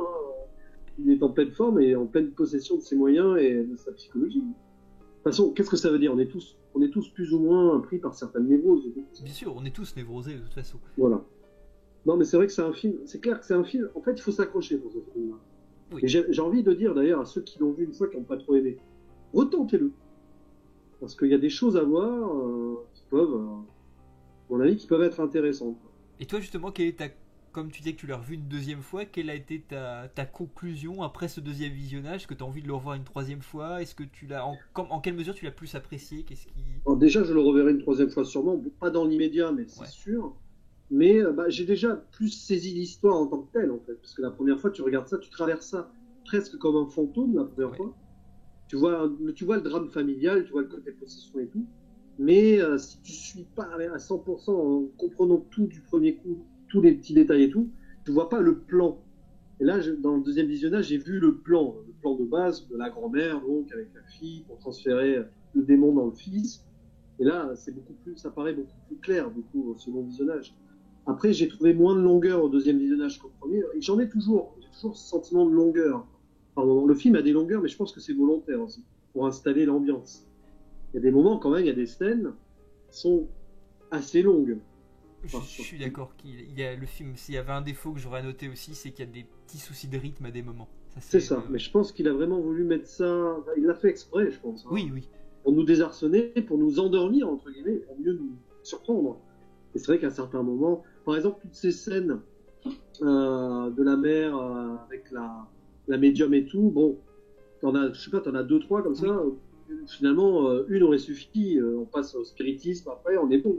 Oui. Et il a bien voulu montrer, je pense, la descente aux enfers de la mère, tout simplement. Et à côté, la perte de contrôle du fils aussi. C'est vrai qu'il y a des moments, bon, quand il est à l'école et tout, avec ses potes, on le voit fumer et tout, c'est pas super intéressant. Sur le moment, quoi. Mais ça permet en effet de trancher avec les accélérations hyper brutales du rythme, comme la mort de la petite fille, tous ces éléments fantastiques beaucoup plus qui vont venir de manière extrêmement brutale. T'es habitué à quelque chose de très lent, donc tu te complais dans cette longueur-là, dans cette lenteur, et tout d'un coup, bam, on t'envoie un truc hyper rapide dans la gueule, et tu te demandes, qu'est-ce que je viens de voir ? Est-ce que j'ai bien vu ce qui s'est passé ? Pourquoi c'est maintenant ? Qu'est-ce qui s'est passé ? Et c'est peut-être pour ça d'ailleurs, parce que si jamais on n'avait pas ces longueurs et tout, peut-être qu'on n'apprécierait pas autant les moments de rupture derrière. Tout à fait. Finalement, c'est un tout. Hein. Donc, non, mais franchement, oui, je l'ai apprécié beaucoup plus au second visionnage, ça c'est sûr. Et je pense que c'est le genre de film, si on s'y accroche et si on s'intéresse et on s'acharne un peu dessus, on ne peut que l'apprécier au final. Parce qu'il y a une vraie démarche artistique derrière, Oui, ce qui n'est pas forcément toujours le cas dans le film de genre de ces dernières années. on est d'accord. Il y a pas mal de productions où c'est. En gros, c'est méchant ce que je veux dire. C'est un peu du film jetable, aussitôt consommé, aussitôt Bien vu. sûr. Ah oui, il y en a beaucoup. Voilà. Mais après, bon, tu peux prendre un kiff dessus. Hein, Ce qui n'empêche pas de les apprécier, bien sûr. Ouais. voilà. Là, je pense que c'est quand même une œuvre qui gagne à la mature, enfin, en étant maturée dans notre esprit, Ouais. et qui mérite d'être vue. Donc ça, c'est déjà une belle victoire pour Ari Aster, je pense. Tout à fait. Et bientôt, on a Midsommar. Et tout. Alors là, Qu'en attends-tu, toi? eh ben, alors, ça aussi, c'est un débat qu'on a eu, par exemple, avec Peggy ou Nicolas. Trop attendre d'un film, il faut pas. Bien sûr. Je sais que, par exemple, Peggy et Nicolas, enfin, Peggy, ça dépend parce qu'elle est plus, par exemple, pour le Tarantino, on la tient plus. Là. On peut plus. Mais c'est vrai, Nicolas, par exemple, il n'attend pas forcément beaucoup d'un film. Mais on dit ça, mais je sais, par exemple, qu'il attend avec impatience Midsommar et Ad Astra bientôt. Oui. Donc, tu vois, en fait, on tombe toujours dans un piège de l'attente, malgré nous, parce qu'il y a forcément des sorties qui nous font envie. On a forcément, bien sûr. Alors là, j'ai des attentes, mais je ne vais pas avoir l'attente en me disant, tiens, j'espère que ça va être en mode de Wickerman et tout, parce que si par exemple je pars là-dessus, je ne peux être que déçu, je pense. Oui. Mais moi, je m'attends à un film, et je pense que là-dessus, je ne serai pas déçu, un film dérangeant et différent. Je pense que là, normalement, on devrait être servi. Parce que vu ce qu'il a fait dans Hérédité, je ne pense pas qu'il nous fasse un truc basique. À mon avis, je pense qu'on va être surpris dans ce film. Ouais. Je pense. Et alors, j'ai rien lu dessus, enfin, j'ai vaguement le synopsis, mais bon, ça ne veut rien dire. Par contre, je suis tombé sur une chanson extraite du film, je sais pas si tu es tombé dessus, sur internet. Une chanson, dans le film, il y aura une chanson avec des enfants qui chantent, et ça a l'air d'un glauque, assez glauque. Non, enfin, c'est malsain, je trouve. Ouais. Voilà. Donc, si y a le côté malsain et tout, ça suffira pour moi, normalement, à faire de ce film un film intéressant à voir. Ouais. Après, je sais qu'il dure 2h30, ça me fait un peu peur, entre guillemets, parce que j'ai peur qu'il y ait des longueurs. Déjà, Hérédité, il faisait ses 2 heures. Hein. Il faisait 2h15, ouais, déjà, il était pas mal. Ah, un film d'horreur, c'est long. Que sur 2h30, ça veut dire qu'il a rien coupé, qu'il va y aller en mode je te mets des scènes longues et tout, il va falloir s'accrocher. Ouais. Et je pense que ça va être un peu le même style qu'Hérédité, c'est-à-dire il va y avoir des scènes longues et tout, mais pour mieux contrebalancer des moments qui vont bien nous flipper, quoi. Oui, parce qu'après, c'est son style en fait. Quand on voit que son deuxième film d'horreur, il dépasse les 2 heures, c'est que forcément c'est son style, c'est ce qu'il a envie de faire. C'est pas un film d'horreur de 2h30. En général, les studios, ceux qui te produisent, coupent. Hein, il se faut pas chier avec 2h30. Donc c'est vraiment une intention, une posture, une note d'intention quand même. Bah, je crois que c'est le distributeur, là, c'est A24, hein, c'est A24, oui. A24 qui sont très intéressants là-dessus parce qu'ils laissent une totale liberté à leurs artistes. Par exemple, c'est eux qui ont fait Under the Silver Lake aussi. Oui. C'est très intéressant. The Witch. Voilà. The Witch, ah bah tiens, du coup, je pense que j'ai m'y intéresser. Et The Void. Il y avait Under the Silver Lake, pareil, hein, oui. Il y a des longueurs, il y a un côté Lynch et tout, un petit peu fou, tu vois. Je pense que c'est un studio de production qui est un studio de distribution, je crois, je sais pas trop, enfin, distribution de production, qui est intéressant parce qu'ils font des films, qui sortent un peu du lot, quoi. Ah oui, puis ils produisent des mecs intéressants. Tu sens qu'ils ont envie d'aller chercher des mecs originaux, qui ont une patte particulière. Bah, c'est bien, on en a besoin. C'est eux qui ont fait aussi The Lobster, apparemment. Oui, tu vois. Donc oui, c'est que des films qui sortent du lot, quoi. Il me semble aussi, c'est toi qui aimes Lovecraft, The Void aussi, de Gillespie. Alors je sais plus comment il s'appelle, c'est Gillespie son nom de famille, je sais plus son prénom. C'est intéressant. Qui est un vrai film Lovecraft. Ils ont fait Climax aussi. Climax aussi, oui, tout à fait. Ah bah non, non, en tout cas, ils ont envie de faire des films différents. Et c'est bien parce qu'on a besoin de ça. Oui. Et ça revient à ce qu'on disait en plaisantant tout à l'heure, parce qu'on a un peu l'impression que certaines boîtes de prod qu'on va pas nommer uniformisent certaines sorties et malheureusement empêchent la mise en avant de productions plus indépendantes et plus, on va dire, ambitieuses. Et c'est un peu le problème de Midsommar qui là va être sous la concurrence, on va dire un petit peu déloyale quand même, une grosse production de Disney avec des lions, hein, on va pas en faire plus. Moi je m'en fous, voilà, ce film je l'ai vu, voilà, on va pas revenir sur le débat là-dessus. Donc vous invite à aller voir la vidéo, justement. Ma vidéo en duo avec Capitaine Critique, voilà. Et le problème c'est pas ça, c'est que dans chaque salle, dans chaque cinéma, il va te mobiliser 4 salles pour la VO, la VF, 3D, machin. Et du coup, t'as 2-3 films qui sautent. Voilà. Et ça me pose un petit problème, je trouve. Ah oui, non, mais c'est très dommageable pour ce genre de plus petite production. Après, il a peut-être une chance en particulier, je pense, en termes de distribution, c'est qu'il est peut-être le seul film d'horreur véritablement qui va sortir sur ce, on va dire, sur ce créneau de tout fin juillet, début août. Parce qu'il y a Crawl qui est déjà sorti depuis, ça va faire une bonne semaine, mercredi dernier. Annabelle 3, ça fait déjà 3-4 semaines qu'il est sorti. Ouais, mais le problème d'Annabelle 3, c'est qu'ils vont le laisser au cinéma. Mais il va durer, c'est vrai. C'est ça le problème. Je pense que ça va être un peu à cause d'Annabelle 3 qu'on va peut-être pas avoir Midsommar. Je pense, oui, c'est peut-être plus lui qui va. C'est peut-être en effet plus Annabelle 3 qui va prendre la place. Ouais, en gros, il va falloir aller sur Paris. Enfin, moi, personnellement, je pense que si je dois le voir, ça sera sur Paris. Ouais. Bon, ça va, j'ai de la chance parce que je peux. Voilà, mais bon, moi, j'espère que ceux qui sont dans des départements plus underground, j'aime l'expression, mais oui, vont avoir la chance de le voir sans faire 100 km. Voilà. Je pense à notre ami Artopolis, justement, qui, du fond de sa Corrèze, craint un peu. Oui, non, mais voilà, c'est très compliqué quand c'est comme ça. C'est des genres de films que tu es obligé malheureusement d'attendre en sortie DVD après, quand tu le loupes. Et malheureusement, comme c'est des films d'ambiance, c'est vrai que c'est des films qui en salle ont un cachet encore plus particulier, encore plus fort. Ça dégage encore plus leur capacité. Donc, oui, c'est pour ça que ça. Mais je pense que le Midsommar, il faut le voir en salle. Ah oui, oui. C'est le côté païen, horrifico, fantastique, ça peut. Après, voilà, je ne sais pas. Hein. Mais bon, je pense que j'irai de toute façon sur Paris. Je sais pas si j'irai seul ou avec un collègue, on n'en sait rien. Parce qu'en ce moment, c'est la mode des duos, c'est cool. Oui, mais c'est bien, c'est super cool. C'est bien, non, c'est bien de partager avec plusieurs gens comme ça. Ah, c'est eux qui ont fait High Life aussi, tiens, les studios A24.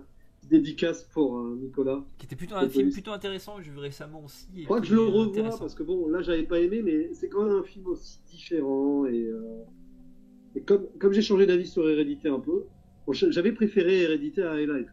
Ah mais je préfère largement Hérédité à Life aussi, hein, d'accord. Et c'est vrai qu'High Life a une composition d'auteur particulière quand même. Et d'ailleurs, ils ont aussi fait Mid-90s, un film intéressant sur des jeunes. Oui, tout à fait. Donc en fait, c'est vraiment le studio de production à suivre, là, je trouve. Ils avaient sorti, il me semble aussi, un petit film de SF avec un extraterrestre qui s'appelle, alors je l'ai ici en Blu-ray, mais je ne me rappelle plus du titre, je ne sais plus. Alors, il y a The Florida Project aussi. Mais Almost Human. C'est un film. Ghost Story, ils ont fait Ghost Story aussi, oui. It Comes at Night, c'est pas ça, non, ça c'est un film d'horreur. Qui est très très bien, It Comes at Night aussi, qui est un film intéressant. J'ai pas vu. Bah, ils ont fait quand même des films, oui. Je regarde la liste. Ils ont fait Room aussi. Oui, aussi, oui. Ouais, voilà, il en faut des sociétés de production comme ça. Il en faut. C'est parce qu'il y a des hégémonies de grosses boîtes de prod qui. Voilà. Bon, il y a des films qu'on va voir qui sont de qualité malgré tout, hein, de ces boîtes-là, bien sûr. Mais j'ai un peu peur que ça uniformise les sorties, que ça empêche la folie de certains de se mettre en avant. Enfin, tu vois ce que je veux dire? Oui, bien sûr, ouais. Mais bon, ça c'est un autre débat parce que c'est. Après, c'est vrai qu'il y en a qui sont plus permissifs que d'autres. Je vois par exemple Blumhouse qui a quand même une grosse place. Il y en a pas mal qui disent que c'est le Roger Corman actuel. Bon, faut pas non plus déconner. Roger Corman, ça peut-être la qualité est forcément en général un peu meilleure, mais il y a quand même des films qui sont vachement intéressants qui sortent de Blumhouse en général. Je pense même alors qui n'étaient pas sortis en salle, mais je pense au film de Rob Zombie, Lords of Salem, qui était produit par Blumhouse. Je pense même malgré tout à des films comme Sex Tape de Bernard Rose aussi, qui est un petit film de fantôme en fan footage qui est pas très très connu mais qui est vachement intéressant. Donc ils sortent des petits trucs comme ça intéressants et ça n'empêche pas que les Insidious par exemple restent des films que moi j'aime bien aussi, donc et qui ont une certaine originalité, une certaine personnalité quand même. Le premier Insidious en tout cas et le deuxième sont des films qui ont une sacrée personnalité quand même. Et c'est pour ça d'ailleurs qu'ils sont pas forcément appréciés de tout le monde. Je pense c'est pour ça qu'Insidious, moi j'ai eu beaucoup de critiques négatives sur le visuel, sur certaines choses, mais parce qu'il y a une vraie patte aussi, il y a des vraies idées, une vraie envie d'univers qui est intéressante. J'avais pas détesté Insidious. Ce qui est bon signe parce que moi, les films d'horreur récents, je suis très sévère. Ouais. Mais non, j'avais pas détesté Insidious. J'avais eu plus de mal avec Conjuring, mais j'ai pas vu le 2 d'ailleurs. Bon. De toute façon, je me les referai à terme. Faut toujours revenir là-dessus.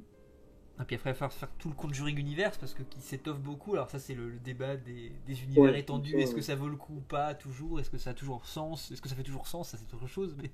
Bah, il y a des demandes. Ça marche au cinéma, il y a de la demande, donc ils en font. Ça fait des entrées, donc ils poursuivent l'univers. Il y a d'autres univers qui marchent et le poursuivent. Hein. Par exemple, dans MCU, hein, Oui. dont tu es très friand, paraît-il. Ah oui. Et, Extrêmement. non, mais bon, après, il faut les accepter, ces films. Mais bien sûr, bien Moi, sûr. moi, je m'en fiche, mais tant que ça n'empêche pas d'autres films de sortir. Tout à fait. Mais bon, voilà, après, malheureusement, les salles de ciné doivent faire face à une limite de salle et à des obligations qui viennent d'en haut. Hein. Et ça, c'est bon. Donc, tout ça pour dire quand même qu'on espère tous pouvoir voir Midsommar Oui. à moins de 100 km de chez nous. Ouais, ce serait bien quand même. Donc, normalement, quand même, ils vont faire en sorte que. Ah, moi je ne m'inquiète pas, vraiment c'est pour les autres. Moi je n'ai pas, je ne m'inquiète Oh, pas. toi, t'es tranquille, ça sera à 5 minutes de chez toi. Voilà, c'est ça, donc j'ai pas de soucis. Mais si, alors, petit message aux abonnés de Romain. Si jamais vous n'avez pas Midsommar chez vous, demandez à Romain de venir chez vous projeter le film. Ah non, par contre, Tu devrais organiser un concours. on va faire un truc comme ça, ouais, tu sais. Ou alors je Vous peux n'avez pas eu accueillir. Midsommar, je vous propose. Ou alors on fait un concours, je vous accueille chez moi pour venir voir Midsommar. Ah bah, allez, ah bah oui, bah c'est encore mieux. C'est mieux, voilà. Hein, avec un bon phare breton, Voilà, très bonne idée. en rendant les clichés. On va faire un Queen Amman, on va aller vraiment à fond. Non mais c'est vrai que non mais bon, faudra suivre ça. Oui, voilà. Voilà. Regardez bien vos cinémas indépendants aussi. Des fois il y en a, surprise, pouf, c'est diffusé. Et puis c'est des films qui malheureusement passent peu de temps en général aussi, donc il faut se jeter dessus aussi si on les voit une C'est semaine. ça. C'est vrai qu'ils vont pas y rester un mois là. Donc, non mais bon. De toute façon, je pense quand même que toutes les villes, au moins de 100 000 habitants, vont le diffuser. Oui, je pense. J'espère. Mais bon, si vous habitez vraiment au milieu de la campagne, bon, en même temps, les gens qui habitent au milieu de la campagne, malheureusement, ils ont des soucis pour aller voir des films, quels qu'ils soient. Ouais. Voilà. Enfin, des soucis non, mais ils sont obligés de faire des kilomètres. Ouais, ils sont obligés de se déplacer quand même. Voilà. Mais bon, en tout cas, et toi, t'en attends quoi alors du coup de Midsommar quand même? Bah, Franchement. comme tu disais l'autre fois, comme tu disais tout à l'heure, j'ai pas de surattente dessus parce que j'ai peur d'être déçu en étant mais en même temps, j'ai une attente qui est de me dire, voilà, ça. Ari Aster, je trouve dans Hérédité qu'il y a des défauts, mais je trouve que ces défauts font ses qualités. Donc je m'attends certainement à un film qui a des défauts, indéniablement, mais qui justement par ses défauts va me séduire de toute façon, parce qu'un film trop lisse, ce sera pas un film lisse, j'en suis certain. Donc j'attends un film Ouais. qui est rugueux, qui est désagréable, qui te touche et qui te triture là où t'as pas envie qu'on te triture. Et voilà, si j'ai au moins ça, que je ressors pas très bien, et en me disant il y a 2-3 scènes choc qui me sont restées en tête, qui sont pas forcément gore ou quoi que ce soit, je parle de scènes choc, que ce soit psychologiquement ou autre, Ouais. moi je serais content, il aura tout gagné pour moi, quoi, parce que je trouve que c'est tellement rare actuellement quand même d'avoir des films, en tout cas je parle au cinéma, parce qu'en DVD c'est un petit peu différent, en DVD il y a des direct to DVD que tu peux trouver qui vont vraiment te rentrer dans l'art et te faire un truc pas agréable. Mais au cinéma, c'est relativement rare actuellement de voir du cinéma d'horreur qui va vraiment quand même te triturer. Ce qui ne veut pas dire que j'aime pas certains films d'horreur actuels. Moi, j'aime beaucoup, par exemple, je pense à ça parce que ça sort bientôt, le SAD de Andrés Muschietti, le premier, et la suite qui Ah sort oui. en septembre. Ouais, ça aussi c'est intéressant. Pareil, il faudra que je revoie le 1 parce que. Moi, qui est un film que Voilà. j'aime beaucoup, mais qui est pour le coup un film très gentil. C'est-à-dire que Bah, je l'aime bien moi, parce qu'il est très gentil. Ça c'est intéressant parce que limite on reparlait une autre fois, mais moi j'ai le téléfilm en tête. Oui. J'ai grandi, j'ai eu ma première peur à la télé sur le clown du téléfilm, joué par le Oui, grand Tim Curry. Tim En Curry, plus. Donc forcément quand j'ai vu le film, j'ai trouvé le clown moins flippant, mais en même temps j'ai plus l'âge pour flipper dessus. Enfin, Oui. je sais pas. C'est difficile de comparer en fait. Mais moi, c'est vrai que l'original, moi, je l'ai vu un petit peu plus tardivement, quand j'étais plus grand, parce que. Il y a des maladresses. Hein. Ouais, en fait, je trouve que le film fonctionne bien, il y a quelque chose de malsain qui sort, mais je trouve que, objectivement, si on peut dire ça comme ça, je trouve que c'est un très mauvais film visuellement. Ah oui, mais il n'a pas le budget, et puis C'est il un a été téléfilm. fait, quoi. C'est une production de télé, hein, c'est un Oui, bien téléfilm. sûr. Et puis ça reste, en réalisation, c'est quand même Tommy Lee Wallace qui a quand même fait. Mais ça reste un film attachant parce que Tommy Lee Wallace, c'est pas celui qui a fait Halloween 3, Sin of the Witch, que moi j'aime bien aussi, qui est un film Ouais. complètement branque et bancal, mais Oui, qui a un tout à fait, charme quand il est même. fun. Qui a un super charme et qui fait que malgré tout, même si c'est bancal à des moments, tu lui pardonnes plein de trucs parce que ça marche bien. Et c'est pareil pour le ça de 90. 90, ouais. Et pour le coup, là, moi j'aime bien pour revenir à celui de Muschietti, moi je l'aime beaucoup, mais c'est un film pour le coup que je trouve trop gentil.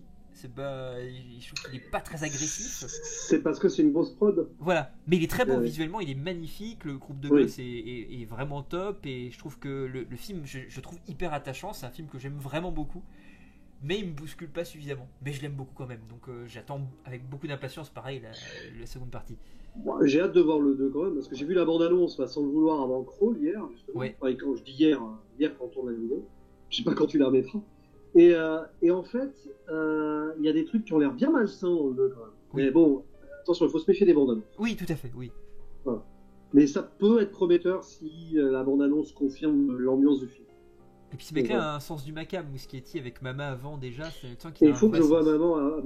maman, oui. Faut que je vois Mama, du coup, avant. Parce que, oui, parce que pas Maman Ava, mais Mama avant. C'est pas ce que je veux dire. C'est Mais compliqué. j'ai prévu de le voir avant la sortie de SA 2 et de me refaire le SA 1 avant. Petite thématique, comme je m'en fais parfois. Thématique par réalisateur ou par film d'avant, une saga, machin. C'est intéressant, je trouve, ça recontextualise. Ah mais c'est une très bonne idée, c'est bien de voir les auteurs aussi dans leur globalité aussi. Je pense qu'il y a des films que tu peux ne pas apprécier parce que tu les vois indépendamment et que tu comprends mieux quand tu le vois dans Oui, on va dire dans complètement. la durée du réalisateur, dans sa continuité, c'est plus intéressant parfois. Et tu veux dire, bah ouais, je comprends tel choix qui m'aurait paru absurde autrement, mais là, oui, je vois de qui ça vient, je vois qu'il l'avait déjà fait, ce genre de truc, donc ouais, ouais, t'es plus objectif, entre guillemets, dans une certaine mesure. C'est vrai. En tout cas, ça nous fait au moins deux films intéressants dans le mode horreur Voilà. fantastique à voir. Je sais pas s'il y en a d'autres de films dans le genre qui sortent cette année.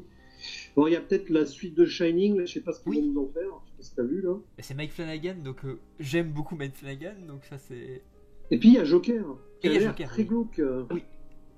potentiellement. Ah, normalement, il est comme Todd Phillips a dit qu'il serait, il est classé R déjà, donc Ouais. c'est cool Et ça. j'ai vu la bande-annonce aussi avant Crawl. Bon, bah ça a l'air. Ouais. Non, si, potentiellement, il y a du potentiel. J'aime bien ce que j'aime bien. Potentiellement, il y a du Là, potentiel. c'est très bien. Non, mais voilà, après la bande-annonce. Mais dans les bandes-annonces, même si elles peuvent être mensongères, parfois, enfin mensongères, disons, qui biaisent le film, mais il y a quand même une ambiance qui se Ouais. voit. Donc là, on sent il y a une patte qui va rendre le truc potentiellement intéressant. Et puis S'ils font pas n'importe quoi au niveau du scénario. ça fera toujours du bien de voir autre chose que les ralentis foiras de Zack Snyder dans un truc de DC. Donc c'est toujours plus agréable. En parlant de ralenti foirasse, il y a un film qui sort début août, là, où la bande-annonce, on voit que des ralentis d'action, c'est le Hobbs and Shaw Fast and Furious. Oui, Moi, ça, c'est le genre de film que je vais pas voir. Par exemple, avec la bande-annonce, ça me donne pas envie. Enfin, bah, pour moi, hein. Mais bon. je t'avoue que j'ai une petite affection pour Fast and Furious à partir Mais du moi, 5. j'en ai jamais vu, donc c'est pour ça que je vais m'en passer. Ah, bah, Peut-être qu'un jour, je me les ferai les 9-10 à la suite, hein. On va savoir. Mais bon, bah, pas que je sois fatigué quand même. je te conseille quand même de découvrir le 5 qui reste un film vraiment très très cool, qui ressemble plus vraiment à Fast and Furious et qui est une sorte de film de casse et qui est vraiment très très cool. Qui est Ouais, très très ouais. con, mais très très cool. Enfin, après, il y a The Rock, le pauvre, on le met dans des films. Oui, Voilà, enfin, ça c'est encore un autre débat. Mais bon, pourquoi pas un The Rock un jour dans un film fantastique horrifique. Tiens, sortez-le un peu de ces productions-là. bah il y a un Parce que ça- excellent film quand même au passage avec The Rock qui est un vrai film fantastique. Et ça fait un lien avec Hérédité au passage aussi parce que je trouve que c'est un film sur le traitement de l'adolescence américaine. On parle beaucoup, c'est Donnie Darko de Richard Curtis. Et il y a il son y a The film. Rock dedans. Non, justement, je faisais le lien avec. C'est vrai que c'était. Ah oui, J'ai mélangé, j'ai fait trop de liens là, j'ai fait trop de je suis en coïncidences. train de chercher. Mais Darko, un de mes films préférés. Voilà, qui est un film magnifique et qui ressort cet été d'ailleurs au passage. Nous Oui, on l'a sur Saint-Renan, qui sort la semaine prochaine. On le ressort avec une belle version restaurée. c'est Et cool. Avec des scènes en plus, je crois, non? avec des scènes en plus, je crois, oui. Ouais, ouais. Et donc c'est le film, donc le deuxième film de Richard Curtis qui s'appelle. Alors attends. Ah, c'est Southland Tales. Southland hein, Tales, c'est ça oui, en effet, avec Sarah Michelle Que Gellar que j'ai pas vu et et il The faut Rock. que je vois un jour aussi, ouais. Il Et a qui est un été très film- décrié ce film. Hein. Ah oui, non, mais qui est un film complètement foirasse dans tous les sens, complètement bancal, mais qui est vraiment cool. Mais Ah j'aime bah bien les écoute. films, j'aime bien les films un peu mutilés, ratés en fait. Je pense que c'est aussi mon ressenti à moi. J'aime quand un film est un peu foiré, raté, mais qui a des bonnes intentions, ça me plaît beaucoup. Il est un peu mutilé tel un personnage dans un film d'horreur. Hein. Voilà, exactement ça. Mais en tout cas, ouais, non, mais ça fait des films intéressants. De toute façon, comme je le disais, comme je le dis à chaque fois, des films, on en découvrira tout le temps. Tout à fait. On n'aura pas assez d'une vie pour voir ne serait-ce qu'un millième de tous les films qui sont sortis. Donc, c'est ça la magie du cinéma aussi. Bien sûr, ouais. Mais en tout cas, c'était un plaisir, hein, mon cher Romain, d'avoir discuté de tout ça avec toi. Et ben, d'ailleurs, j'aurais une petite question avant de terminer quand même. Oui. C'est un truc que j'aime bien demander en La général. petite question qui tue. Je suis prêt. Par rapport à Hérédité, je voulais te demander en fait, est-ce que tu aurais un conseil d'un autre film qui te fait pour toi sens avec Hérédité, qui a un lien plus ou moins étroit, et que tu conseillerais là comme recommandation aux gens qui nous écoutent. On en a parlé tout à l'heure, il y a des recommandations que je pense que tout le monde a vues, hein, Rosemary's Baby ou The Wicker Man, pour le coup, Le Dieu d'osier. Je pense pas que beaucoup de gens. C'est pas un film qui a. Enfin, c'est un film qui a marqué une certaine époque, mais qui est pas très connu et qui est à voir. Sorti en 1973, hein, je crois, avec le grand Christopher Lee. Mais je mettrais ton impro ciné-critique en description, comme ça. Ah bah c'est gentil, parce que c'est vraiment un film. En plus celle-là, j'étais hyper à fond parce que je venais de le revoir et il avait pris une dimension encore plus grande. Ouais. C'est bien, c'est au troisième, au quatrième visionnage, c'est souvent là que tu as la dimension ultime d'un film. Et donc il y a The Wicker Man. Alors, est-ce qu'il y a un rapport avec Hérédité? Je dirais pas, mais dans le domaine horrifique. Récent, il y a un film que j'ai adoré, mais je pense que tout le monde l'a vu aussi. C'est pas drôle, c'est Rec. Ouais. Qui pour moi, c'était le dernier film avant Hérédité d'ailleurs, qui m'avait vraiment mis des scènes pipantes. Quoi. Même si Rec, j'en ai pas dormi la nuit après. Ah oui, quand même. C'est le dernier. Enfin, si, j'en ai dormi, mais j'ai des cauchemars. D'accord. Normalement, ça me fait jamais ça. Et pour la petite anecdote, j'ai tellement fait des cauchemars que je me suis réveillé la nuit. J'ai écrit une chanson à l'époque où j'avais un groupe. D'accord. Dessus, avec des paroles d'un morceau bien nerveux sur des zombies et tout, qui va être utilisé apparemment dans.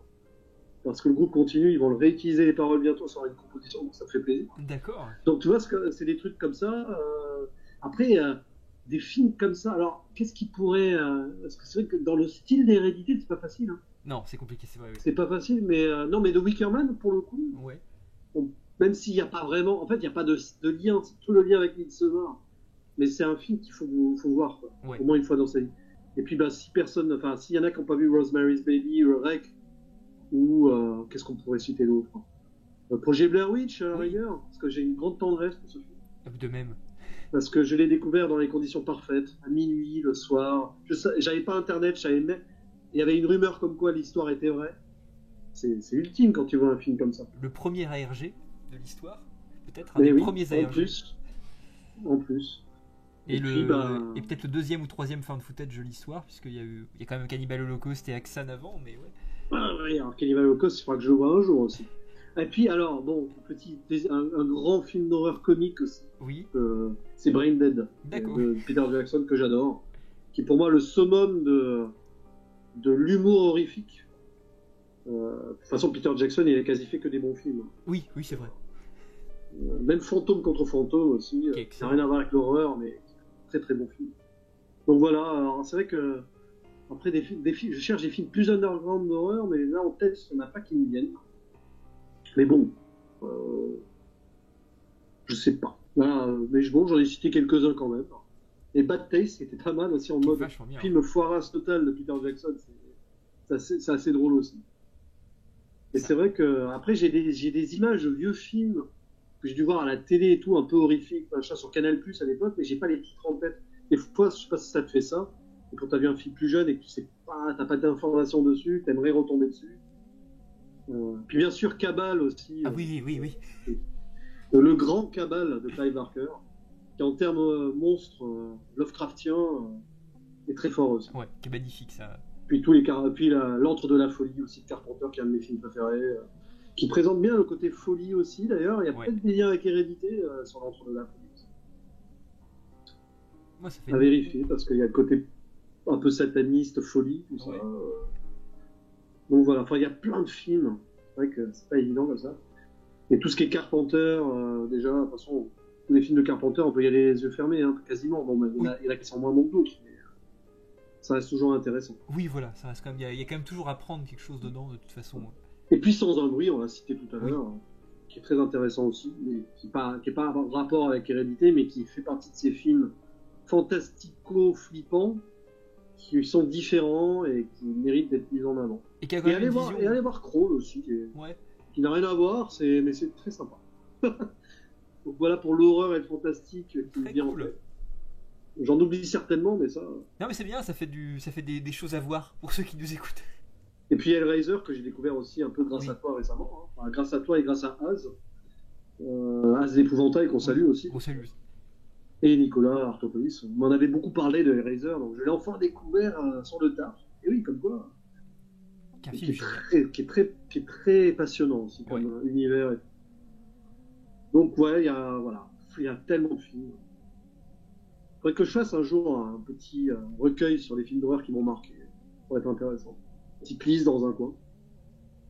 Ouais, il y a tellement à faire et puis il y en a tellement qui sortent tout le temps que c'est très compliqué. C'est un genre extrêmement prolifique en général, donc c'est très C'est vrai. compliqué de voir tout et puis il y Et a beaucoup de puis, merde aussi. on peut citer Mandy aussi, Oui, ah de la bah, Sky l'année dernière, du fils Cosmatos, il faut voir absolument. Panos Cosmatos, qui est extraordinaire.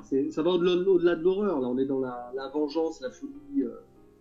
C'est c'est un film assez unique aussi, Mais qui est avec sorti également une direct en secte, au DVD, passage. je crois d'ailleurs. Oui, Ouais. j'ai eu la chance de le voir au cinéma au Festival du film Ah, fantastique de Gérardmer l'an dernier, donc c'était un. l'ambiance au cinéma doit être folle. Oui, Ah oui, oui. c'est un film assez dingue, ouais. En tout cas, ouais, et puis les découvertes. Puis voilà, je vous conseille toutes les découvertes que je ferai dans le futur. Voilà. Ça pour finir avec un côté fantastique, improbable. Ah oui, c'est un très très bon conseil. Mais c'est vrai que voilà, il y a des films comme ça. Alors, je suis pas un grand connaisseur de films d'horreur, mais ouais, il y en a certains qui m'ont marqué quand même, et je sais qu'il y en a d'autres qui me marqueront à l'avenir, ça c'est sûr. Et puis peut-être un jour voir les Human Centipede et tout. Hein, tu me l'as dit, faut que je les vois. Hein, tu m'as dit. C'est un petit pari qu'il m'avait fait dans un commentaire. Hein. Le premier au moins. Ouais, voilà. Le reste, premier. c'est Voilà. pas obligatoire. Après les autres, je crois que c'est un peu plus compliqué. C'est pas une obligation, vraiment. Donc voilà. Non, mais en tout cas, c'est bien parce qu'on est toujours en train de découvrir des trucs. Moi, c'est ça qui me Oui, plaît dans le cinéma en général. De toute façon, c'est qu'on n'a jamais fini de découvrir. Et même limite, on n'a pas assez de temps. Moi, j'ai une liste de films à voir là. J'en ai pour 6 mois là. oui, non, mais c'est ça le problème, ouais. Mais bon, mais c'est ça qui est cool. Mais C'est oui, une oui, aventure sans fin. Et d'ailleurs, au passage, j'en ai rien à te conseiller au passage par rapport à Hérédité. Si tu as l'occasion de le voir, j'ai partagé il y a quelques jours sur Twitter parce que je l'ai revu avec un copain. Donc je te le conseille. J'ai fait une vidéo sur ma chaîne dessus et je vois que c'est un film, comme tu parlais du projet Blair Witch, c'est le 4e film d'Eduardo Sanchez et je te le conseille parce que ça parle à peu près de la même chose que Hérédité, mais d'une manière un peu différente. Et tout en étant un petit peu pareil, c'est Love Limoli d'Eduardo Sanchez. Ah oui, j'ai vu passer ta vidéo. Et je te le conseille parce que pour le coup, il y a ce côté. Alors, c'est pas tant dans une famille parce qu'il n'y a pas d'enfants, mais c'est plutôt une sorte de vision extrêmement pessimiste du couple et du pourrissement d'un couple de l'intérieur. Et ça travaille sur une histoire de possession un petit peu de la même manière, avec un démon extrêmement flou qu'on n'a pas l'habitude de voir, qui est assez peu connu aussi, un petit peu comme le personnage de Paymon aussi et qui est posé de manière très floue. Il y a un peu de found footage et c'est très angoissant. Moi, c'est un des films qui me met les plus mal à l'aise à chaque fois que je le revois. Ouais, ouais, C'est cool. un film qui met Alors, si très ça très te met mal. mal à l'aise, qu'est-ce que ça doit être? Mais alors, moi, ça me touche très personnellement. Je ne sais pas pourquoi, mais c'est ça l'intérêt de l'horreur aussi. Je pense que l'horreur, c'est comme l'humour, c'est comme la comédie. C'est très très aléatoire. Qui ça va faire rire ou pas une comédie, bah l'horreur, je pense que c'est pareil. C'est très aléatoire à qui ça va faire peur. Des fois, il y a des films d'horreur qui toi te feront peur et qui moi ne me feront rien, et inversement, un truc qui moi me C'est terrifieront normal. et Hein. toi te feront rien. La peur, ça reste quand même très intime. Et voilà, c'est un des films moi qui me met le plus mal à l'aise et je l'ai vu déjà 5 ou 6 fois et parce que j'aime bien me confronter à ce qui m'angoisse et celui-là m'angoisse très fortement, c'est toi que je suis capable de mettre des mots dessus. Donc voilà, je te conseille sur la folie, le personnage de Toni Collette est très très proche du personnage de Molly. Ils n'ont pas les mêmes problèmes à la base, quoique c'est un problème avec leurs parents quand même. Il y a toujours une famille derrière un peu pourrie et qui terminera forcément de manière tragique. Donc je te conseille fortement Lovely Molly. Oh, c'est cool. Il y en a un que j'ai oublié de citer. C'est un réanimateur de Sir Gordon aussi. Ah oui, ça oui. Voilà. C'est absolument génial. Sir Gordon, c'est quand même un réalisateur qui a fait des trucs. Oui. Et Alors, avec ses moyens, mais avec sa patte personnelle aussi, et son côté Lovecraftien évidemment. Et sa carrière récente est vachement intéressante aussi parce qu'il a laissé un petit peu comme Cronenberg, il a un peu laissé tomber l'horreur à partir du début des années 90 et il a fait principalement des thrillers ou des sortes de films sociaux avec des fulgurances gore à des moments, mais ça reste des films. Il a fait un film qui s'appelle Edmond avec William H. Macy qui est une sorte d'adaptation de pièce de théâtre, mais qui est une sorte d'Hollywood Night avec un type qui déambule la nuit dans les rues de. Alors c'est pas, je sais plus exactement dans quelle ville ça se passe, mais il déambule parce qu'il a juste envie il quitte sa femme, il plaque tout et il a juste envie de se taper une prostituée. et il a juste un peu d'argent pour ça. Et c'est sa quête de la nuit, dans une nuit, et il va se retrouver confronté à l'argent et aux rapports humains qui sont complètement pourris par l'argent. Et voilà, il y a des passages, deux trois passages gore, mais autrement c'est très très étrange. Il a fait un truc qui s'appelle King of the Ants aussi, et Stuck, qui sont donc que des films sociaux avec des vérités sociologiques plus horrifiques, mais avec voilà, c'est mise en forme parfois un peu gore, un peu sanglante, et c'est vraiment très très intéressant. Ouais, et puis il faut que je vois le fameux diptyque de Rob Zombie, parce on parlait Oui. des sorties à venir en Ah bah 2019, là, ouais. il y a le 3, il y a le troisième là. Donc voilà, ma plus grosse attente de l'année, c'était C'est ça. celle-ci. Et il faut que je vois les deux autres avant. Là. C'est très très important, ça, c'est vraiment des films. En espérant que ce soit bien distribué aussi. Oui, alors de toute façon, c'est comme The Devil Reject, il avait été distribué n'importe comment. Moi, j'avais pas pu le voir au cinéma. La Maison des Mille Morts avait été sorti en direct ou DVD. Donc, Ouais, d'accord. et les derniers films de Rob Zombie sont sortis en direct ou DVD, que ce soit Lords of Salem ou 31. Donc, non, faut peut-être pas compter. Mais je suis même pas sûr qu'il faille le compter, le voir au cinéma en France. Je suis pas sûr, certain. Peut-être sur Paris. Peut-être Moi, sur Paris, j'ai qu'il y a bonne chance. Au moins déjà voir les deux autres avant, quoi qu'il arrive. Parce que c'est vrai que Rob Zombie, le seul truc que j'ai vu de lui, et c'était un vieux souvenir, c'est son remake d'Halloween. Que j'aime Que j'ai beaucoup. pas revu d'ailleurs. Je me suis refait tous les Halloween, mais avant les remakes. Avant la sortie de celui de 2018, hein, je me suis fait les 6-7 Oui. avant. Voilà. Avec plus ou moins d'égalité de Ah oui, chance sur les films. Voilà. Ah, c'est très inégal quand même. Mais disons que le 1, 2, 3, ça va. Quoi. Ouais. Après, Enfin, le 1, c'est sûr que ça va. Le 1, c'est pas un chef-d'œuvre. Le 2 est bon. Voilà. le 3 est très intéressant, même si. Mais le 3, il bancal. sort complètement du truc, mais Ouais. il est intéressant. C'est un film à part, le 3. Ouais, ah oui, il est complètement à part, ouais. Mais voilà, donc ouais, des Rob Zombies. Et puis ouais, enfin, les premiers Peter Jackson, je sais que pas forcément beaucoup de gens les ont vus. Mais d'ailleurs, au passage, si t'as l'occasion de voir les Rob Zombies et qu'un jour tu veux qu'on en discute au travers d'une discussion comme ça, avoir ton avis serait très intéressant de pouvoir Ah échanger bah, sur Rob ça Zombie. ça sera avec plaisir. Quoi. Ça peut faire un truc autour de la sortie du troisième, en Tout à espérant fait. du coup. Ça peut être intéressant. Ouais. Surtout que Rob Zombie, pour moi, tu vas te moquer, mais c'est plus un musicien. Donc, je suis Bah fan oui, oui. de tout ce qui est rock metal. J'ai découvert un peu par hasard que c'était le même gars qui avait réalisé le Halloween remake. D'accord, oui. Bah oui, c'est vrai que j'ai plutôt découvert à l'inverse. J'ai découvert en tant que réalisateur d'abord et après j'ai découvert sa musique que j'aime beaucoup aussi. Ouais, côté industrie, ouais, bah, ça se sent. Le mec, il est à fond dans son truc. Et même ses clips, déjà, de toute façon, à l'origine, sont des clips où il fait référence à l'expressionnisme allemand. Enfin, il ramène plein de choses. Il a fait référence au cabinet du Caligari dans certains Nosferatu. Donc, il y a des trucs quand même. À Frankenstein aussi, il y a une vraie obsession. Pourquoi pas même un fétichisme pour Frankenstein aussi, qu'on retrouve à plein d'endroits. Donc, je pense que ouais, il était voué à venir au cinéma, mais ouais, moi, je le voyais plutôt d'abord comme ça, et j'ai découvert sa musique après coup. Même si je me rendais compte que je l'avais découvert en fait musicalement peut-être avant, puis certainement dans Matrix Reloaded, si je ne me trompe pas. Oui, oui, oui. Oui, enfin l'un des Matrix. Dans l'un des Matrix, voilà. Donc je le connaissais déjà en fait on va dire sonorement avant, musicalement avant, mais sans savoir que c'était lui quoi. Et une dernière recommandation d'un film sorti cette année mais qui passait inaperçu, c'est Lords of Chaos. Oui, que j'ai pas Film encore vu. d'horreur sur c'est un biopic sur un groupe de black, enfin, sur l'ambiance black metal de Norvège des années 80. Ouais. Et c'est à la fois réaliste mais complètement foutraque, un peu slasher, gore et tout. Parce que ce qui s'est passé là-bas à l'époque, c'est en mode suicide, meurtre et tout. C'est assez visuel, c'est plutôt sympa à voir. Et je crois que le film n'est pas sorti en France. Non, Il va sortir en DVD, je crois. Voilà. Je l'avais vu en VO sans sous-titres. Hein. Et je le regarderai aussi parce que j'ai pas comme mon anglais est assez, j'ai un piètre anglais en général, j'ai du mal à suivre en anglais. Au Parce moins que- les sous-titres. Parce que je n'ai pas eu un bon prof, j'aurais certainement avec toi, ça aurait été mieux, mais Mais non, mais c'est vrai qu'on est profs tous les deux en plus. C'est voilà une aussi. anecdote. Un jour, on fera un cours commun. Je sais Oui, pas ça serait comment. cool, ça peut être intéressant, oui. Et puis non, mais c'est vrai que Lords of Chaos, en fait, c'est un mauvais biopic sur l'histoire parce que ça romance beaucoup. Mais c'est un très bon film fun, slasher. Voilà, donc ça se prend pas la tête. C'est par Jonas Åkerlund, là, celui qui a fait Polar cette année, qui est Oui. beaucoup moins bon. Que j'ai pas encore vu non plus.